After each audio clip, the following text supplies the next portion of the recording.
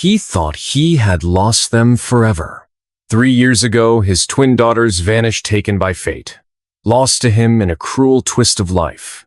But then, out of nowhere, on a dusty bus filled with strangers, he heard their voices singing, alive, whole, and far from where he ever expected.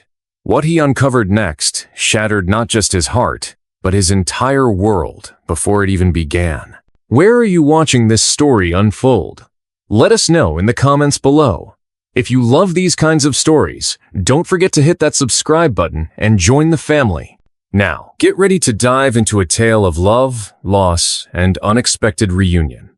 They say the West was won by bullets and blood, but I've come to believe it was saved by water, or more precisely, the giving of it. I didn't set out to become a symbol, a name etched into the bones of a new peace. Hell, I didn't even mean to save anyone. I was just trying to fix a damn fence post when my life changed forever. The morning was dry and windless, the kind that made the dust settle in your lungs and the sweat dry before it even reached your shirt collar. I'd been working the south side of my ranch, cursing the sun and that stubborn mule who kept leaning on the same weak rail, when I noticed something odd in the dirt. A trail. Faint, but fresh dark spots soaking into the pale soil, not the rusty brown of mud or the slick shine of spilt oil. Blood. I'd seen enough wounded coyotes and half-dead cattle to know it was an animal. Too red. Too thick. I followed it around the backside of my barn, where the sun cast long shadows that made everything feel heavier. And that's when I saw him crumpled beside my well like a broken toy tossed aside by some cruel hand. A man, though barely more than a boy, maybe 20 at most, wearing what remained of tribal clothing now shredded and soaked through. His chest rose and fell in jagged, uneven pulls, and one hand gripped his side with the kind of desperation that told me this wasn't just a scratch. He looked up at me. I'll never forget those eyes. Dark as wet stone and just as heavy. Eyes that didn't plead, didn't accuse, just waited. Like they already knew what I was going to do, like they'd seen it before. I froze. My hand was already on my rifle. Reflex, not intention. That's what we were taught out here. If you see a wounded Indian on your land, you finish the job before his brothers come looking for blood. It wasn't cruelty. It was survival. But as I looked at him, I remembered something else. The drought of 44. 3 days with no water and heat so bad I'd started digging a grave for myself before a neighbor rode by and shared a sip from his canteen. That thirst, that hollow, cracking thirst, it's the one thing that makes us all equal. And I saw it in him. He tried to speak, but only one word came through lips split and bleeding. Water. Not help. Not mercy. Just water. So I lowered the rifle and reached for the bucket. I knew what the neighbors would say, that I'd gone soft, that the loneliness of the plains had rotted my brain, that showing mercy to a savage was like feeding a rabid dog, but I didn't care. I was just giving a dying man water. He drank like the world depended on it. 3 full buckets before his shaking hands could hold the rim steady. I watched every gulp, something inside me tightening with each swallow, because I knew this wasn't just a wound. This was fresh. Still bleeding. Powder burns still black around the torn flesh. A bullet wound. Close range. Which meant someone had meant to kill him, and might still be looking for him. I hadn't planned to get involved in anything. My life was simple. Ranch at sunrise, sleep by moonlight. But standing there, watching the blood drip through the cracks of my well stones, I felt it. The storm was already on its way. And then I heard them. Hoofbeats. Distant, but fast. Not a rider. Riders. Plural. I looked back down at the young man. He was watching me now, alert despite the pain. And with a trembling hand, he pointed eastward toward the horizon and then sliced his hand across his throat. Danger. Coming fast. I should have run. Should have dragged him out of sight, or left him to his fate and claimed ignorance when the men came. But he couldn't walk. Hell, he could barely breathe. Moving him would have killed him. So I did the only thing I could. I grabbed the bucket and started dousing the blood trail. Too little, too late. The riders were almost here. I remember standing in front of him, trying to make my body bigger, a shield that couldn't possibly work, trying to look like a man fixing a well instead of one harboring a fugitive. My heart beat loud enough to drown out the horses. Then the first rider crested the hill. I knew him the moment I saw him. Everyone did. Marshal William J. Kavanaugh. Some called him a lawman. Most just called him Death in a Tin Star. He didn't arrest people, he erased them, especially natives. Claimed he was keeping order, but we all knew he was cleaning out land for the railroad or some mining interest with friends in the governor's office. He reined in his horse 10 feet from me. "Morning, McAllister," he said, casual as ever. "You see a wounded savage come through here? Blood trail led straight to your well." I lied. "Been working the west fence all morning. Haven't seen a damn thing." He looked at the dark patches in the dirt. His pale blue eyes narrowed. "That so? 'Cause that sure looks like fresh blood." I didn't move. Didn't blink. Just kept one hand near my belt knife, praying to any god that might still be listening that the man behind me wouldn't make a sound. He didn't. The marshal dismounted, walked closer. 3 more steps, and he'd see around the well. That's when I smelled it, the whiskey on his breath, the sweat on his coat, the fear on mine. "You know the penalty for harboring an Indian fugitive?" he asked. I nodded. Couldn't lie about that. Same as for treason. The air was thick. I could feel the other riders watching, itching for any excuse to draw iron. But before the marshal could take that final step, something happened I didn't expect. The wounded man behind me spoke. Not in English, but in his own tongue, a low string of words that stopped the marshal in his tracks. And I saw it. The flicker. That brief, involuntary twitch in his face. Recognition. He knew who this was. And that's when everything changed. I didn't understand the words the young warrior spoke, but I didn't need to. The moment they left his lips, something passed between him and Marshal Kavanaugh. A recognition, not of faces, but of purpose, of roles played in a game older than both of them. The marshal went pale. Just for a second, but I saw it.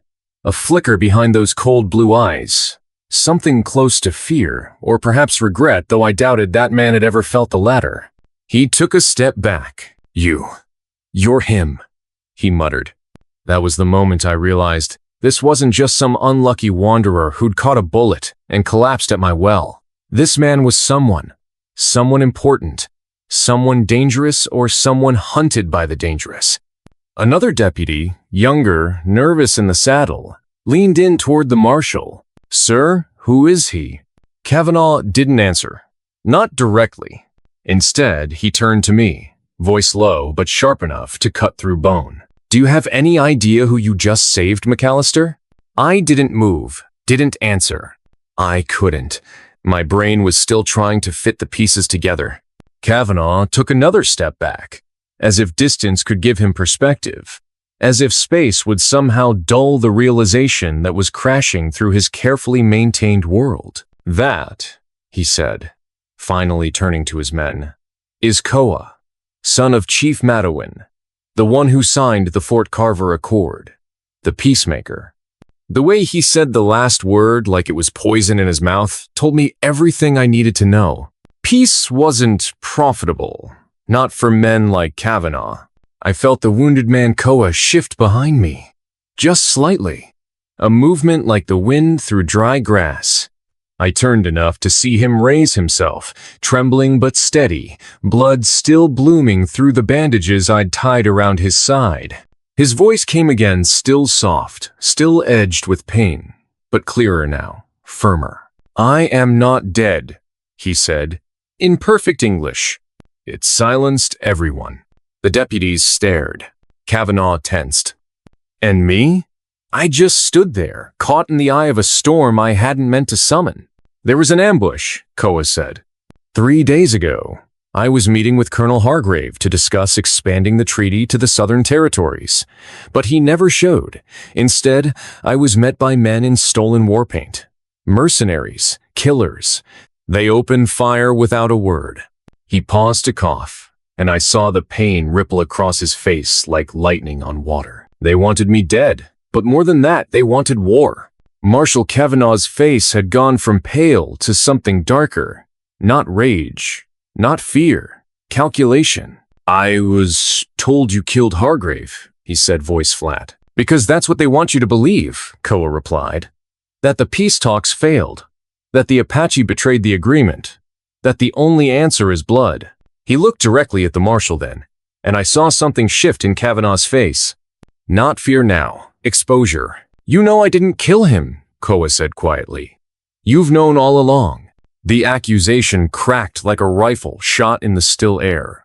The younger deputy looked from Koa to his marshal, uncertainty growing in his eyes. Kavanaugh tried to wave it off, but his hand twitched near his holster. I saw it. So did Koa. "You're not here to bring me in," Koa continued. "You're here to finish the job, just like they ordered." I stepped forward, hands raised calmly in front of me, showing I meant no harm. "Marshal," I said slowly, "whatever this is, now isn't the time or place." His glare was sharp and cold. "You don't understand what you're involved in, McAllister." "Maybe not," I answered quietly, "but I know I didn't turn away a man who came to my land asking for help, and I won't start now." He seemed unsettled, fingers twitching near his side. The others looked tense, hands resting lightly on their belts, uncertain. Then Koa reached into his pouch. My heart skipped a beat, expecting the worst. But he pulled out a folded letter instead, weathered, marked, but important. "This," Koa said, "is Hargrave's last note, written the night before he passed. It reveals those behind the trouble's names, shipments, and deals that have kept this land divided, not from our people, but yours. People profiting from conflict." He looked the marshal in the eye. "People like you." Suddenly, the marshal made a sudden move fast, but I was quicker. I stepped into him, blocking whatever he planned. The tension broke as others reacted, some trying to restrain him, others hesitant. One of the younger men spoke softly. "I've heard things about missing shipments and false reports." Another nodded. "Me too." Things had never added up.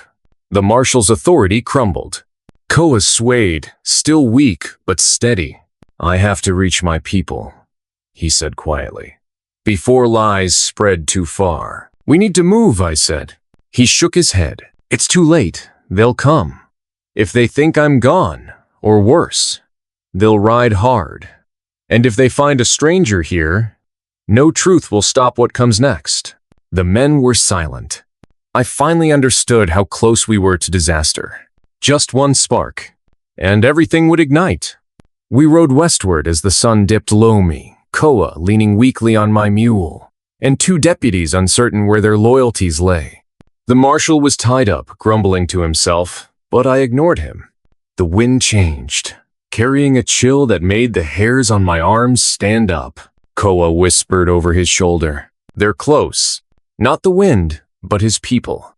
Apache riders, fast and determined, following a trail of danger. They'd find signs of trouble soon. And when they did, they'd follow the path. Right here, right to my land. I need to stand," Koa said quietly. "You're barely able to breathe," I replied. He tried to speak, but was caught by a cough. A faint trace of red stained his lips. Still, he gripped the saddle. "They can't see me like this, weak, helpless. They'll think I was taken or defeated. They'll want justice." Briggs, the younger deputy, looked worried. "Do you think they'll come for us?" Koa met his gaze. "If they believe I'm gone, yes. If they believe I'm harmed by those they trust, this land will suffer deeply." We rode on, careful and slow, every moment tense. Ahead, on the ridge, smoke curled faintly against the sky. Dust stirred far away. A lone hawk circled. They were near. I held onto hope and Koa's truth to keep this place from becoming a battlefield. We made camp in a small hollow behind the ridge, near an old well I'd dug years before. The deputies kept watch, nerves showing with every crack of a twig. Briggs came close as I set up the fire. He looked at me, eyes glassy. "They'll be here before dawn. Can you speak to them?" I asked. "Calm them?" He shook his head slowly. "They won't trust you. Or them." He motioned toward the deputies. If they see Kavanaugh tied up, they'll assume it's a trick. If they see me too weak to stand, it'll be taken as humiliation. So what's the play? You step aside. His voice was firm, despite his condition. You let me go out alone. I have to meet them on my feet. Blood or not. I wanted to argue, tell him it was madness. But I saw something in his face I hadn't before. Resolve. Not pride. Not ego. Something deeper. Sacred. The night passed slowly. The fire burned low, casting flickering shadows on the canyon walls. And just before the first light kissed the sky, we heard them. The wind changed. Horses. No more than a dozen. But each step felt like thunder rolling through bone. They didn't shout, didn't call names or give warnings. They arrived. Like ghosts rising from dust. They were warriors. No feathers, no fanfare, just worn leathers. Painted marks, and eyes like obsidian. The one in front dismounted first. He was older than the others, gray streaks in his braids, face lined with years of grief and wisdom. His name, I'd later learn, was Dakota Koa's uncle. He saw us, saw the deputies, saw me, but his gaze stopped on the tent. His voice was gravel and winter wind. Where is my nephew? Briggs took a step forward but stopped when Dakota raised a hand. No weapons drawn, but death hung in the air like frost. I stepped back, and the tent flap moved. Koa emerged, leaning on a branch I'd carved into a cane wrapped in cloth to hide the blood still leaking from his side. He didn't speak at first, just walked forward, step by shaking step, until he stood in front of Dakota.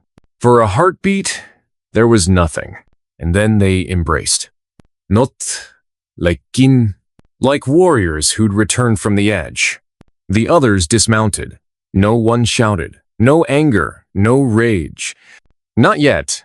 Koa turned slowly to face them. The ambush was meant to end us, he said, voice low but clear. To blame us? To start war. He held out Hargrave's letter, shaking in the morning light. This proves it. Dakota took it, brows furrowed. He read. And when he was done, he looked at me. Not with hatred, but with something like recognition. You saved him, he said. It wasn't a question. I nodded. Then you saved more than a life, he said. He turned back to his warriors. Gather the others. We ride north. This must be brought to the army. To the people. The truth will burn through lies. Koa sagged slightly, and I caught him before he fell. Dakota looked back one last time. You will not be forgotten, Tobias McAllister. Then they rode. Like mist rolling off the hills. Like they'd never been there at all. Back at the tent, Briggs sat beside the cold fire. Kavanaugh was gone taken north, to face trial if there was any justice left in the world. But I knew better than most. Justice didn't come easy out here. Sometimes it needed to be carved from blood and bone. As the sun rose, I looked out across the valley. The wind was quiet now, but something deeper stirred. Not fear, not anger, hope, and that was dangerous. Because hope meant this wasn't over. Not yet. It took us 3 days to ride back to town. 3 days of quiet horses, sore wounds, and tension that coiled like a snake in my gut. Koa had left with his people. I watched him disappear over the northern pass. Slumped in the saddle, half dead but carried like a war hero. Briggs and I rode in silence most of the way, each lost in our own mess of thoughts. Every now and then, he'd mutter something about what he'd seen, how it didn't sit right with him, how Kavanaugh's silence felt louder than any confession. I listened. Didn't say much, my head was full. When we finally crossed into Calico Ridge, the town looked different. Not visibly, the same sun-beaten storefronts, the same kids chasing dogs past the general store. But something had shifted. People stared longer than usual. Some nodded without smiling. Some didn't nod at all. The mayor's office was still open, but 2 armed guards stood outside now, hands resting on rifles in plain sight. That wasn't normal. Not here. I stabled the horses, washed the trail dust off my face, and walked straight to the jailhouse. Kavanaugh sat inside the cell, still smug, still convinced he'd walk free. "You really think anyone's gonna believe your story?" he said as I walked in. "You brought an Apache into town. You tied up a federal marshal. You killed Army scouts. Do you even hear yourself?" I ignored him. Went to my desk. Pulled out the sealed envelope I'd taken off Hargrave's body, the one addressed to Brigadier General Caleb Rourke at Fort Laramie. Then I spoke. "I'm not here to convince you," I said. "I'm here to convince the ones who still believe in truth. And if I can't find them, then maybe we don't deserve the peace we're pretending to build." He laughed, sharp and bitter. "Peace? This whole town is built on lies. You think you're clean? I know about what happened in Elkhorn. You think your past is buried just because you changed your name?" He didn't respond. His grin widened. "I wonder what your new friends would think if they knew the truth about McAllister, about Tobias Kane, about who you really are." I left before I did something I'd regret, but his words followed me. I spent the next day gathering what I could: statements, sketches, any documents that might help make sense of what we'd stumbled into. Turns out Hargrave had kept meticulous notes, drawings of the canyon, a list of names, coded reports, even sketches of weapon crates marked with Army insignia. It was enough to paint a picture, one of betrayal, corruption, and a planned massacre, not just of the Apache, but of peace itself. Someone wanted war. Someone needed it. And I was the one standing in the way. On the morning of the fourth day, a rider came in from Fort Laramie. He wore clean blues, polished boots, and a face that looked like it had never seen real battle. Lieutenant Robert Sellers. Young, polite, too calm for a man delivering questions on behalf of a general. He asked to speak with me privately. We met in the back room of the saloon. Doors closed, whiskey untouched on the table between us. "I've been instructed to retrieve all materials related to the deceased scout Hargrave," he said, "and to ensure that Marshal Kavanaugh is returned to Army jurisdiction immediately." I nodded slowly. Let the silence stretch. "Funny," I said. "I didn't hear anything about a trial." He smiled. "A soft, oily thing. That's not for you to worry about, Marshal McAllister." "I'm not the marshal," I said flatly. He blinked. I stood. I quit. Day after the canyon. I handed him the letter Hargrave never got to send. Still sealed. Sellers took it, scanned the outside, then tucked it away without opening it. That told me more than his words ever could. They took Kavanaugh that evening. Didn't put him in chains. Didn't treat him like a prisoner. Just shook his hand and rode off. No one said a word. Briggs watched from the porch, jaw tight. "Feels wrong," he muttered. "It is wrong," I said, "but it's legal, and that's what made it worse." I rode out that night, north, toward the edge of where law turned into dust. Tovartkoa. Toward answers. Because I'd spent too many years pretending the past stayed buried. It didn't. It grew roots, deep ones. And if I didn't dig them out now, someone else would use them to strangle everything left worth saving. It took me 2 days to reach the first Apache camp. They didn't welcome me. Didn't wave. But they didn't shoot either. Progress. Dakota met me outside the circle of firelight. Arms crossed, unreadable. "You bring more warnings?" he asked. "I bring a request," I said. "For truth, for records, for witness accounts. Anything you have that proves what Hargrave died trying to expose." He stared at me a long while. Then, without a word, he turned and walked into the dark. When he came back, he handed me a small leather pouch. Inside were scraps of cloth, bits of charred paper, and a folded page with a blood stain in one corner. "From the scouts we captured last season," he said. "One of them carried orders, your language. Didn't know what it meant. We kept it." I unfolded it. Recognized the general's signature immediately. My stomach turned. Orders to stage raids dressed as Apaches. Orders to burn supply caravans, attack settlers, and leave survivors alive to tell the wrong story. It was written in cold ink and clear instruction. War as a strategy. I looked up. This is enough. Dakota nodded. Not for your courts, but for ours. It is. He didn't smile, just turned back to the fire. I returned to Calico Ridge under a moonless sky. The town was quiet. Too quiet. And as I approached my small ranch house, I saw the front door hanging open, lanterns smashed, chickens scattered, blood on the porch.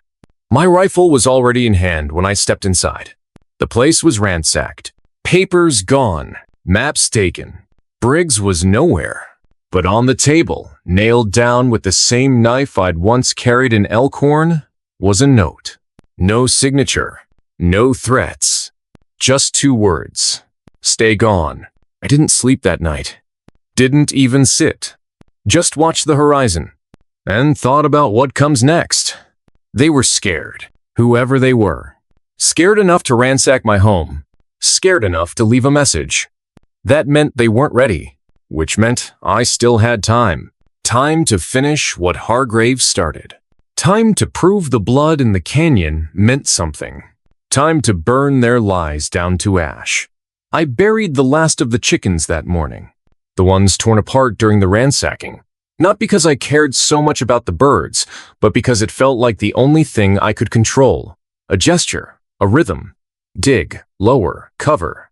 Some wounds you could hide in the soil. Others followed you. I sat on the porch after that, shotgun across my knees, waiting for nothing and no one. The air was still. The sky burned red on the edges. Dust clung to my boots like it had something to say. Briggs was still gone. Nu noche. Nu treu. No body, either which I wasn't sure was a blessing. All I had left was the folded, blood-smeared paper from the Apache camp, and a name I hadn't said out loud in 5 years. Tobias Kane. Funny how that name still made my teeth clench. Not from shame, though I deserved some, but from what came after, from what I did to become someone else. McAllister, Marshall, Peacemaker. It had all been paper walls. Now they were burning. I rode to Sweetwater Bluff that afternoon, a mining town about 50 miles northeast of Calico Ridge. Didn't go for company. Didn't go for whiskey. I went because someone owed me a favor. His name was Silas Carney. Used to run guns for the Army back in the border wars. Switched sides when the money got better. Got a scar running from jaw to collarbone, and the quiet eyes of a man who'd seen too many people beg. He ran a saloon now. Or pretended to. I found him behind the bar polishing glasses that didn't need polishing. You look like hell, he said without looking up. I brought a gift, I said, dropping the Army orders on the bar. From Fort Laramie. He scanned them, eyes narrowed. Jesus, he muttered. This is real? I didn't answer. He already knew it was. Who else has seen this, he asked. Just me, I said. And the man who tried to kill me for it. He poured 2 glasses. Whiskey this time. No water, no ice. You're not planning to go public, he said after a long silence. Not with this. I'm planning, I said. To force their hand. He leaned in. You force too hard, and they won't blink. They'll break you. Quietly. Permanently. I sipped the whiskey. I know. We stayed up until dawn, going through names. Who had access? Who had motive? Whose fingers were too clean for the dirt they stood on? 3 names kept coming up. General Caleb Rourke, Fort Laramie's ghost in command. Ruthless. Efficient. Never seen in daylight unless there was a camera nearby. Judge Harlan Eves, a circuit judge who'd passed more hangings than trials. Served whiskey in his courtroom and called it clarity. And then there was Clive Whitlow, the governor's advisor. Not a soldier, not a lawyer, but the man whose letters made wars start and stop. I knew the name. I knew it too well. Because Clive Whitlow had once signed a death order with the name Tobias Kane at the bottom. A bounty. My head wrapped in lies. He was the reason I disappeared. And now, he'd followed me back into the light. When I left Sweetwater, I didn't head back home. I rode west through burnt prairie, past abandoned oil drills, into the part of the map where the color fades and the roads turn to memory. Koa met me on the 3rd night. He didn't smile. Neither did I. We sat across a cold fire pit, Wind howling through the rocks like some old god trying to remember its name. "They came looking for you," he said. "Didn't find me," I said. Yet, we didn't say much more. Words felt useless. It was what we did next that mattered. So we built a plan. Not just for exposure, for consequence. Because truth without justice is just another wound. The plan started simple. Get the documents copied. Mail them to 3 newspapers east, west, and north. 1 copy to the Denver Republic, 1 to the Sacramento Ledger, and 1 to a name I hadn't said in even longer than Kane. Adele. She was a journalist once. And my wife, before the smoke and blood and half-buried lies tore us apart. She lived in Boston now, under a different name. But she'd recognize my writing, and she'd know what to do. If the law failed, and I was sure it would, Adele wouldn't. It took 5 days. During that time, Koa rode east to warn allied tribes that the army might strike early, blame a new raid, claim self-defense, bury the truth under a flag and a trumpet. I rode south, into Fort Laramie itself, wearing a borrowed badge and a different hat. Just enough to get into the supply records. Just enough to confirm what I feared. They were preparing. Boxes marked with campaign numbers that hadn't been assigned yet. Uniforms in sizes too small for full-grown men-children, drafted by desperation or deception. And worst of all, maps. Circle after circle, drawn around settlements, routes, reservations. They weren't waiting for war. They were building it. I left the fort with a rifle in my pack and murder in my mind. Rode straight through until I hit the outskirts of Calico Ridge again. The town looked different this time. Not quiet. Not tense. Just tired. And that's when I saw him. Briggs. Alive. Standing on the steps of the old courthouse. Bruised but breathing. And beside him, Judge Harlan Eves. Smiling. Shaking his hand. My stomach turned. I got off my horse. Walked straight to them. Didn't blink. "Briggs," I said. "You all right?" He didn't answer first. Then, quietly, he said, "I didn't talk." "I know," I said. "But you stayed." Eves chuckled. "Marshall McAllister. Or should I say, Tobias?" That was the first time I knew for sure the whole town was compromised. And I was done pretending. That night, I packed up my things, burned the rest, left only 1 note behind. 3 words. "I'm not finished." I waited until dusk to ride again. The sky bled amber and violet as I passed the western ridge, the town behind me smothered in its own rot. I didn't look back. Calico Ridge was no longer mine to protect, not like this. Not with Eves walking the boardwalks like a preacher on payday and half the townsfolk nodding along to his sermons. The name Tobias Kane had resurfaced, and it was spreading. Whispers in the saloon, half glances from shopkeepers. Even the old stable boy refused to meet my eyes. Didn't matter. They could keep McAllister's reputation. I'd never needed it anyway. Not anymore. 3 days after I mailed the documents, I got my first answer. A single envelope sealed with wax, no return address. Inside was a clipping from the Boston Voice, dated 2 days earlier. War games in the West? Fort Laramie documents suggest preemptive campaign plans against native settlements. The byline read, A.C. Brennan. Adele. She hadn't hesitated. The article was long, too long for most readers, but the truth didn't care for convenience. She laid it all bare. False flag operations, procurement orders for unassigned battalions, death toll estimates calculated before shots were ever fired. She didn't name me, but the line that struck deepest was this. The man I once trusted with my life came back from the dead, not with vengeance, but with proof. I folded the paper slowly, not to preserve it, but to feel it. To remind myself I was still real, still part of this world, even if I was the splinter in its side. 2 more newspapers ran similar stories that week, and that's when the real fire started. Not just letters in print. Men, unfamiliar riders were seen passing through Sweetwater and Carson Gulch. Fort wagons moved under tarp covers at night. Ranches loyal to the tribes reported missing scouts, slaughtered cattle, fences torn down and replaced with army markers.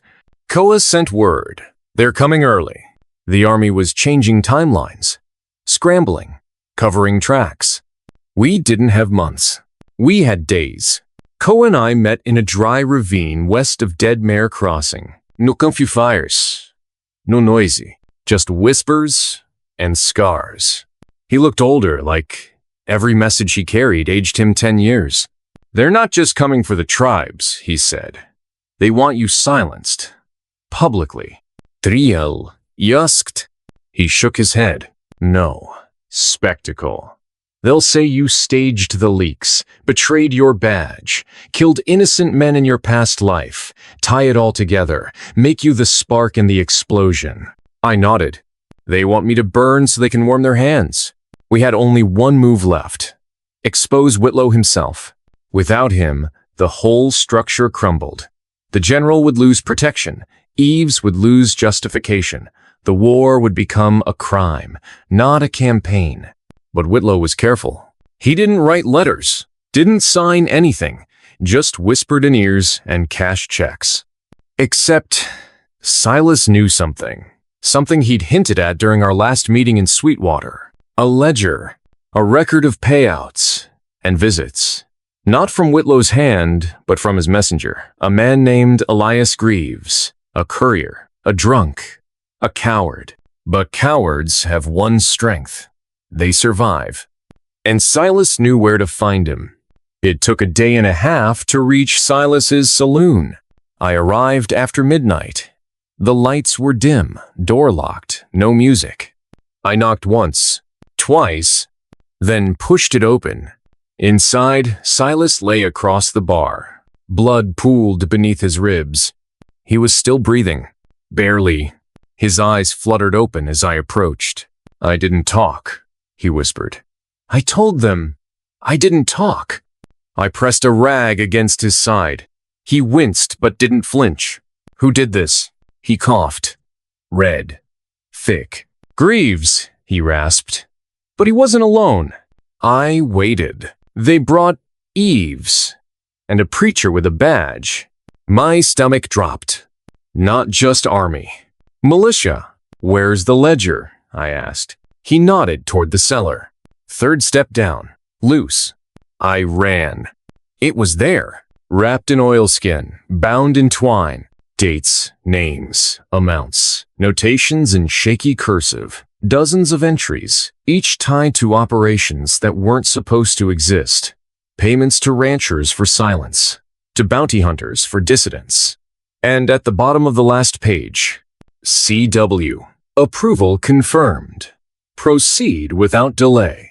Clive Whitlow. I rode through the night, no rest, no stop. Took a spare horse, and left my badge buried in Silas's floorboards. He wouldn't make it, but his name would live longer than the men who tried to kill it. By morning, I reached the last telegraph office west of the range. An old wire shack outside Black Hollow. Inside, the operator was eating beans out of a tin. He looked up when I stormed in. I need this sent east, I said, slamming the ledger onto the counter. Every page! Every name! He frowned. You know this'll cost extra, right? I'm not asking for charity, I said, dropping my coin pouch. Send it? Now. He studied me for a moment. Not the coins. Me. Then he nodded.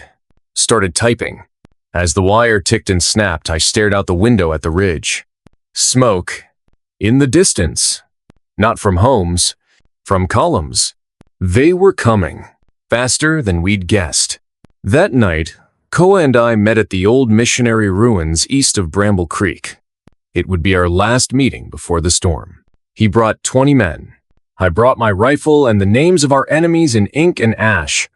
We laid the maps out on the stone floor. Marked every route, every pass, every choke point. If they wanted a war, they'd get a memory instead. One they couldn't spin, couldn't bury, couldn't win. As we sat by the cold embers of the old church's hearth, Koa asked me something. If we don't make it out, what name do you want them to remember? I didn't answer for a while. The stars blinked overhead like they knew something we didn't. Tobias Kane, I said finally. Let them speak it loud. The storm came without thunder. No announcement. No rolling sky. Just dust, heat, and a silence so heavy it made your chest feel hollow. They moved in columns, 40 men per line, mounted, armored, and uniformed. Not in flags, but in intent. These weren't ordinary soldiers. They didn't ride with banners or carry whistles. They were hand-picked, paid off, whispered to in back rooms, sent west to erase memory. Eves led the first column. I saw him from the bluff at Black Ridge Pass, his silver star catching the early light like a blade in a preacher's throat. I didn't speak. Neither did Koa. We just watched, waited. And when the last of them passed below us, we gave the signal. The explosion was louder than we expected. Not because of the powder, but because of the rock. Koa's men had packed the lower edge of the pass with 24 barrels, all buried beneath false shale and wired to a single fuse. When the match was struck, the world split. The cliffside roared like something alive. Boulders the size of wagons tumbled down like judgment. Horses screamed. Men scattered. Bones snapped. And in the dust, we descended. It was over in minutes. Half of Eves's men never got off their horses. The other half didn't live long enough to regret it. I found Eves pinned beneath his mare, one leg shattered, his revolver inches from his fingers. He looked up at me, face streaked with blood and disbelief. You think this'll change anything? He spat. No, I said, cocking the hammer. But it'll slow it down. I left him alive. Not out of mercy. Out of strategy. Eves needed to crawl back. He needed to report. Let them know we weren't ghosts anymore. We were the fire they thought they'd buried. Koa and I rode hard that night. We had to get ahead of the second column, the one not coming by pass, but by river. They were smart, in their own way, trying to flank us. But rivers can be trickier than cliffs, especially when they run through Red Hollow. That place wasn't marked on any army maps, but it was marked in blood. 20 years earlier, it was the site of a slaughter. A tribal village burned by settlers with U.S. contracts and European rifles. No one had claimed responsibility. No one had to. The land remembered. Sol did Koa. We met the river column just as they began to make camp. They weren't expecting resistance, just a cool rest before the next day's push. They found fire instead. Koa's archers hit first silent, precise. Then came the traps. Tripwires across the water's edge, oil-slicked canvas hidden under dry leaves, and a whistle call that sent wild horses barreling through the lower trees. I picked off stragglers from the ridge, one shot at a time, watching through my scope as the neat formation dissolved into screams and smoke. By dawn, they'd left everything behind. Tents, ammo, orders. We found the field command satchel still sealed. Inside were detailed maps and a letter. It was addressed to Elias Greaves. That name again. But this time, it wasn't about money. It was an evacuation order, e.g. to be extracted if ledger compromised. Primary route, Gray Point Station. Secondary, Laramie Rail Outpost. Terminate exposure threat if contact is made. That meant one thing. They knew. They knew I had it. The ledger. The names, the proof, and they were trying to clean house. Greaves had become more than a courier now. He was the last thread. We didn't sleep that day, didn't even rest. We rode hard for Gray Point, a ghost town turned rail yard 40 miles east of where the war had started. By the time we arrived, the sky was boiling with dusk and gunmetal clouds, and the train was waiting. Steam puffed from its sides, porters hauled crates, men in black coats lingered near the caboose, all of them armed. One of them tall, pale, twitchy, looked up at the same time I stepped off the ridge. Greaves. He saw me. I didn't wait.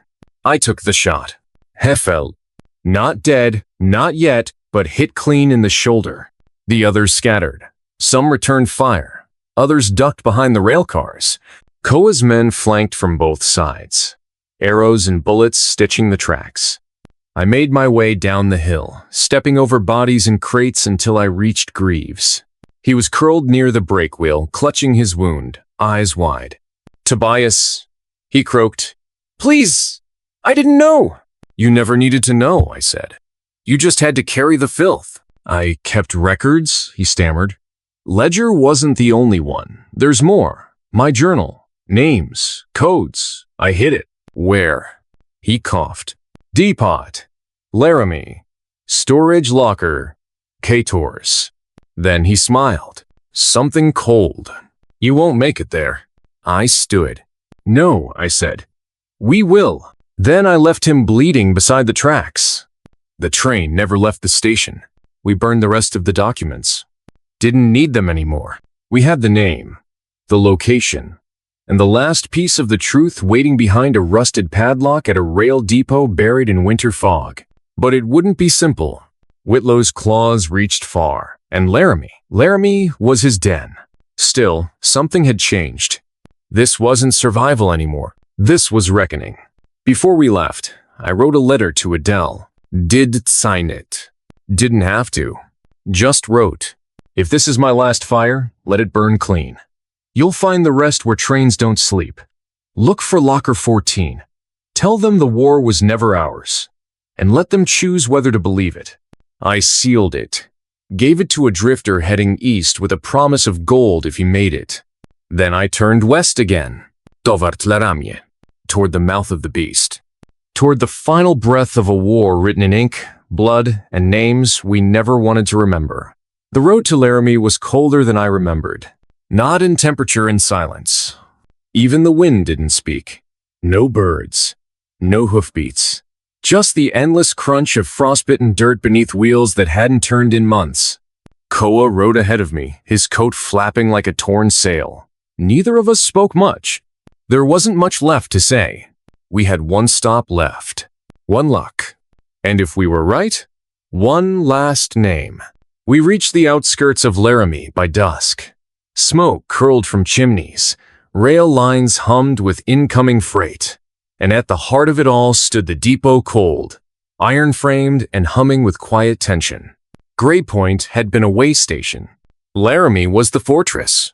Federal signs were posted at every corner. Under surveillance, clearance required, curfew enforced. Which meant only one thing. Whitlow knew we were coming. We stashed the horses 2 miles out and came in on foot, through abandoned irrigation lines and frost-covered drainage ditches. The night swallowed us, as it always had. We didn't wear masks anymore. Didn't need to. If they knew our faces, let them look into the eyes of the storm they tried to bury. The depot was larger than I expected. Cold gray steel stretched 3 stories high, braced by riveted beams and lit by dull amber lanterns. Rows of lockers lined the far wall, numbered in rusted black paint. I counted them twice, and then I saw it. Shisu, right in the center. No guards. No trap. No alarm. Just waiting. Koa stayed behind, watching the exit. I walked up slow. Slower than I should have. I felt the pull, that cold, invisible hand pressing on the back of my neck. The one you feel just before something breaks.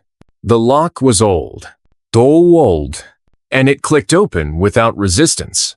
Inside wasn't gold, or weapons, or ledgers. Just a journal. Handwritten. Bound in leather, cracked by time and sweat. I opened it to the first page. There, scrawled in neat block letters, was a title. Contracts. S. Whitlow. Authorized signatory. And beneath it, dozens of names. Dates. Locations. Amounts. Some crossed out. Some followed by a single letter, Kia, Owol, No. And next to them, in red ink, 2 initials I hadn't seen in years. A.M. My throat dried. I flipped page after page, heart pounding like war drums. These weren't just contracts. They were kill lists. Each name linked to a payment. Each payment tied to a region. Each region to a tragedy. These weren't random atrocities. They were engineered. Burnt villages, disappeared convoys, targeted accidents, all designed to collapse resistance, claim land, and privatize peace. I saw my brother's name, not in the list, but in a side note. Collins refused. Intercepted before whistle reached Tribune. Asset neutralized. Cover story? River ambush. He hadn't died in a raid. He'd been executed. By order. By name. By Whitlow. I felt the world shift sideways. The truth wasn't just ugly. It was complete. And for the first time in years, I felt nothing. No rage. No sorrow. Just a hollow understanding. This ledger wouldn't bring anyone back, but it could burn the rest down. Then I heard it. A soft footstep behind me. He turned, gun already half-raised. But it wasn't a soldier. It was a boy. 12, maybe 13. Dressed in rags, holding something wrapped in cloth. He didn't flinch. Are you Tobias? He asked. I nodded slowly. He handed me the bundle. My brothers said you'd come. Said to give you this. I unwrapped it. Inside was a single, pristine telegram strip. The header read, Urgent, authorization override, Whitlow to Langley, encryption key attached. And beneath it, Tobias is to be terminated before journal reaches Tribune. Clean, quiet, no survivors. I looked up. The boy was gone. So was Koa. Gunfire ripped through the depot wall. I dropped, journal in hand, bullets spraying like rain. 3 men stormed the doorway, rifles raised, shouting. I fired twice. 1 fell. The others ducked. More shots. Shouting. Then silence. Then Koa, bleeding from the shoulder, dragging one of them by the collar. He talked. He grunted. They weren't just sent to stop you. They were sent to erase the ledger. My eyes dropped to the journal. It was stained now. Blood spattered. Pages wrinkled. But intact. We had it. Now we just had to get it out. We ran. Out the side. Through the fog-choked alleys. Past shuttered storefronts and silent witnesses. I knew a way station 2 towns east. A place where I had once delivered whiskey to journalists too scared to print the truth. If I could reach them now, with this, it wouldn't matter if Whitlow owned half the territory. The other half would burn it down. But halfway through the switchyard I stopped. Something was off. Koa had gone quiet. Too quiet. I turned and saw him, standing still, breathing shallow, looking at me like he knew something I didn't. I'm sorry, he said. Then he dropped. Shot clean through the back. I didn't see who pulled the trigger, but I didn't have to, because the voice came after, cold, confident. I warned you, Tobias. Whitlow. He stepped from the shadows like a priest after confession. Black coat, white gloves, face calm. It was never personal, he said. Your brother, the girl, even Koa. They were investments, assets that expired. He didn't speak. Didn't move. Just listened. I built a future, he continued. A clean one. Without martyrs. Without myths. And you were the last lie still breathing. He raised his pistol. Irasadmina. But he was faster. Or he thought he was. Because before he could fire, a 4th shot rang out. And Whitlow dropped. Right between the eyes. Behind him stood the boy. Same one from the depot. Still holding the cloth bundle. He didn't smile. Didn't speak. Just turned and ran into the fog. I reached Koa. He was still breathing. Barely. I'll finish it, I said. He nodded once. Then closed his eyes. By dawn, the story was on the wire. Every paper west of the Mississippi had the names, the payments, the orders. Some tried to bury it. Some tried to deny it. But truth has a way of rotting quietly. And this time, the stench was too strong. The story went public at dawn. By noon, the ground began to shake. Not literally, not yet, but something in the air changed. A shift in posture. A stillness in the courthouses. A hesitation in the soldiers' eyes. They read the names.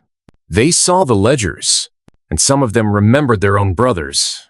But truth doesn't spread like wildfire. It spreads like infection, slow, silent, and only deadly when it's too late to stop. Some regions rose immediately. Rail stations shut down. Union leaders walked off lines mid-haul. Border towns hoisted old flags, symbols of a time before Whitlow's shadow swallowed the frontier. But the cities stayed quiet. Too many mouths fed by the same hand. Too many men still afraid of ghosts. I didn't wait for them. Koa was gone, buried under the frost near the same rail track where my brother died. No stone, no name, just a rifle barrel stuck in the dirt beside him. I left the journal in Tribune's hands, but I kept one page. The one that mattered. Whitlow's signature, next to a single name circled in red ink. Harland Mercer. Active asset. Classified. Architect. I hadn't heard the name before, but when the Tribune clerk saw it, he flinched. Mercer's not like Whitlow, he said. Whitlow used people. Mercer built the system, designed it from the inside. That was all I needed to hear. I didn't ride this time. I walked. Across frozen flats and dust-swept ridges, through burned-out towns and prayerless churches. People whispered as I passed. Not out of fear, out of recognition, like I'd stepped out of a storybook someone burned years ago. Some offered food, others bullets. One handed me a child's drawing a stick figure in a coat, standing over a broken flag. They'd drawn a name beneath it. Tobias. Mercer lived east, in a place called Quarry Junction, an industrial sprawl, built into the side of a mined-out ravine. No signs, no maps, just rumors. You'll know it when you smell it, one man told me. He wasn't wrong. I caught the scent 20 miles out, sulfur, blood, and old iron. Quarry Junction wasn't a town. It was a wound. Black smokestacks rose like fingers clawing the sky. Machines screamed without rhythm. People moved like shadows between scaffolding and guard posts. No children, no sunlight. Only industry. Only control. I slipped in during shift change. Found the records tower. Bribed a janitor with a bottle of Kentucky firewater and a promise I wouldn't get him killed. He pointed up. Top floor. No windows. Just whispers. The lift was manual. Rope operated, creaking like an old gallows. Took 10 minutes to rise. Long enough for my hand to find the pistol holstered beneath my coat. Long enough to remember every name crossed off that ledger. The door at the top was steel. No handle. Just a square panel beside it. I knocked once. It slid open. Mercer was older than I imagined. Bald, thin, wore a turtleneck and a quiet smile. He didn't stand when I entered. Just gestured to the chair across from him. "Tobias," he said, calm, like he'd been expecting me for weeks. "I imagine you're here to kill me." I sat. He poured 2 glasses of something dark. "Let's talk first," I said. He nodded. The room was simple. No photos. No desk clutter. Just a map of the territories pinned behind him, covered in red strings and copper pins. A different kind of war. One waged with ink and influence. "I built this," Mercer said. Not proudly, just truthfully. Before Whitlow, before the contracts. I drew the borders, organized the ghost accounts, laid the foundation so men like him could thrive. "Why?" I asked. He smiled faintly. "You ever try to govern chaos, Tobias? Try to reason with 10,000 starving men who've never tasted law? You don't reason with them," I said. "You fight beside them." He chuckled. "No. You become the law they fear. You give them structure even if it's rotten." He leaned back, and when that structure is exposed, when the people rise, you do what Whitlow did. Silence it. I pulled out the pistol. "I'm not Whitlow." "I know," he said. That's why you'll lose. He looked at me like a man already buried. You think fire changes the system. But systems don't burn, Tobias. People do. And people forget. I won't let them. You already have.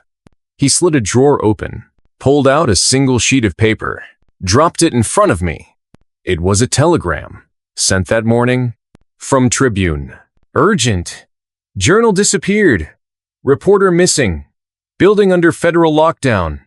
He didn't speak, didn't blink, just stared at the page until the ink blurred. They'll erase it, Mercer said, piece by piece. Discredit the sources. Burn the documents. Blame radicals. By winter, it'll be like it never happened. He wasn't taunting me. He was telling the truth. A truth I hadn't wanted to believe. That truth alone isn't enough. I could kill you, I said. Mercer nodded. But it won't stop the erasure. They'll crown another Whitlow. They already have 5 candidates. Cleaner, younger, hungrier. He tapped his temple. They've learned from you. That was the first moment I felt it. Defeat. Not because Mercer was right, but because he'd been allowed to be. And then, a knock at the door. The janitor. Bleeding. Barely standing. Wire from the west, he croaked. Then collapsed. I caught the slip as he fell. It was torn. Stained. But the words were clear.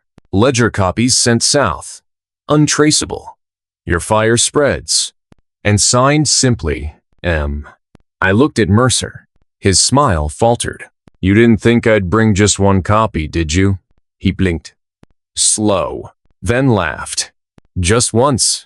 You've started something you can't finish. I don't have to, I said. I just have to light the match. I didn't kill him. Not yet. I left him there, alone in his fortress of ledgers and illusions. Some men deserve death, but some deserve to watch the world they built fall apart. And that world had just begun to burn. The air was thick with tension, like the calm before a storm that no one could escape. I stood alone on the ridge overlooking my ranch, the place where everything had begun. The same dusty earth, the same rustling grass. But now, the land felt different. It was charged, ready. Behind me, the sun sank low, painting the horizon with blood-red streaks.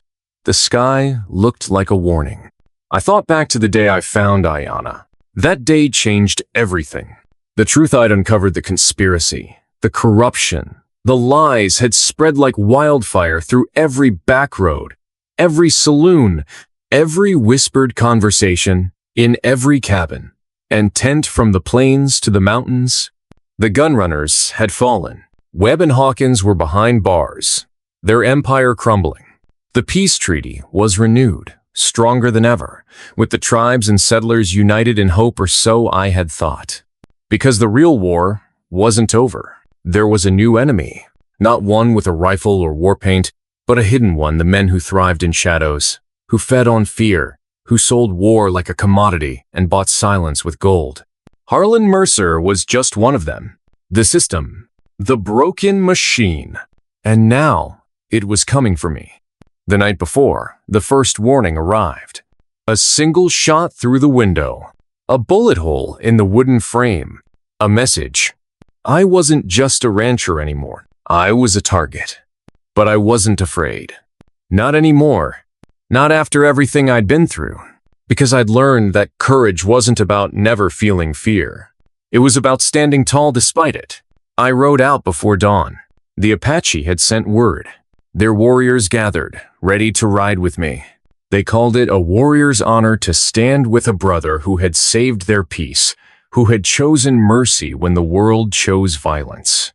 Their loyalty was not blind. It was forged in fire, tested in blood, and sealed with respect. As we reached the edge of the town, the quiet was deafening. Every street empty. Every door locked. Even the dogs had gone silent. The calm before the storm. And then they came. The mercenaries. A dozen riders, clad in black dusters, faces hidden beneath wide-brimmed hats. Not lawmen. Not soldiers. Hunters. Sent to silence the truth.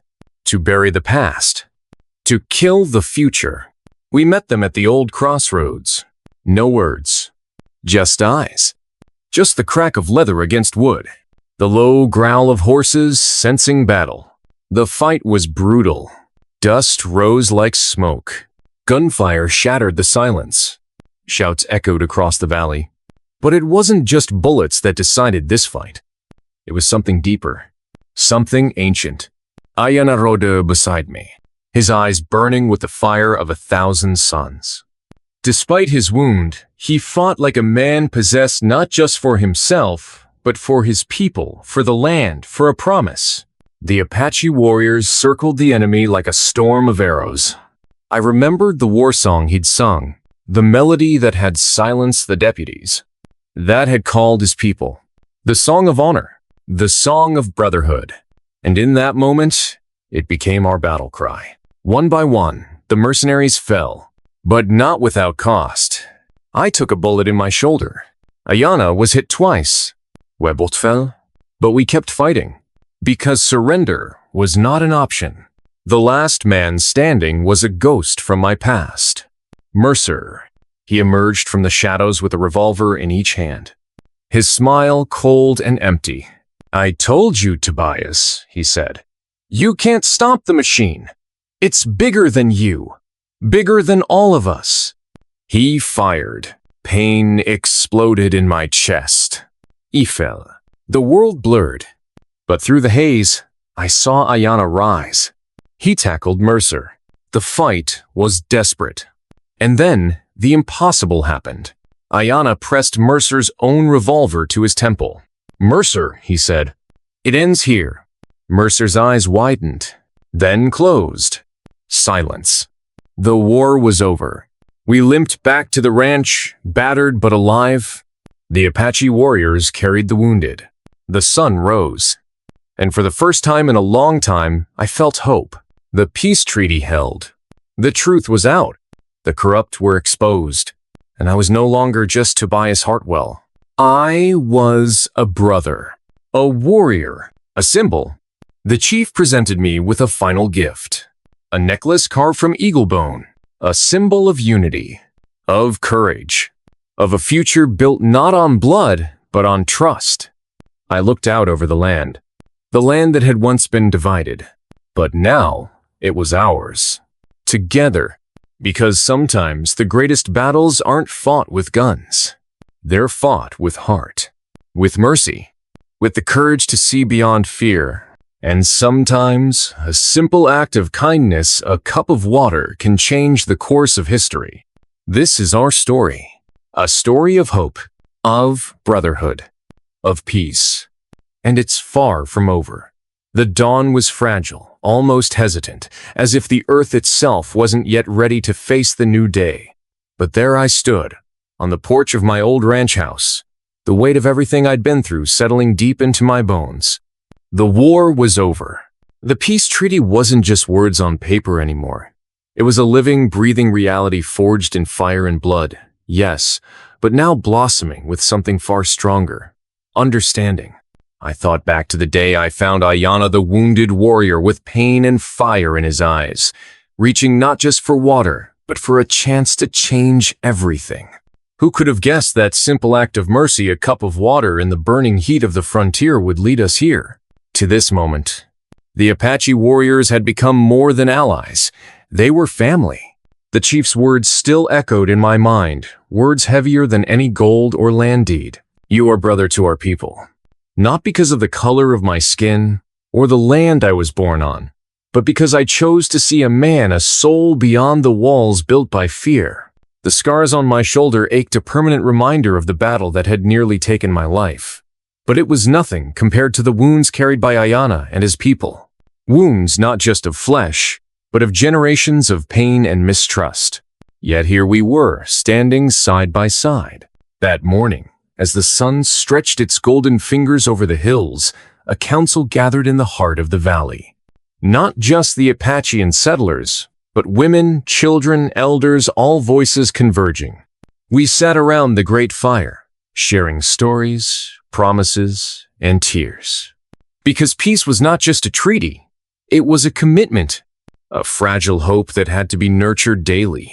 I watched as Ayana spoke in his native tongue, the ancient words weaving through the morning air, carrying the weight of centuries. And then, when his voice softened, he turned to me, and for a moment, the distance between our worlds vanished. In his eyes, I saw not just gratitude, but trust. The chief approached and placed a hand on my shoulder once more. From beneath his robes, he drew out the war lance. "Carry this with honor," he said. "Not as a weapon, but as a symbol. A bridge." I took it carefully, feeling the history in its worn wood, the feathers that had flown through battles and ceremonies long before I was born. This lance was no longer just theirs. It was ours. Days turned into weeks. The war parties turned into peace patrols. The trading posts became places of friendship, not suspicion. I learned to speak parts of their language. Ayana and I shared stories late into the night. Stories of loss, hope, and the dream of a world where our children would not know the fear we had lived with. But peace came with challenges. There were still those who wanted to see us divided, to fan the flames of hate and greed. Still, the strongest walls we built were not of stone or wood, but of trust and respect. I often found myself standing at the edge of my fields, looking out over the horizon, remembering the path that had led me here. How a single act, a cup of water given in kindness, had altered the course of history. Because sometimes, the greatest revolutions don't come from guns or armies. They come from the courage to be human, to see beyond skin and story, to choose compassion over fear. Years later, children from both our peoples would play together beneath the wide sky. They would learn that brotherhood is stronger than hate, that peace is built on the small acts, the shared meals, the helping hand, the unspoken understanding. And as for me, I became more than a rancher. I became a keeper of a promise, a symbol that even in the harshest lands, kindness could bloom.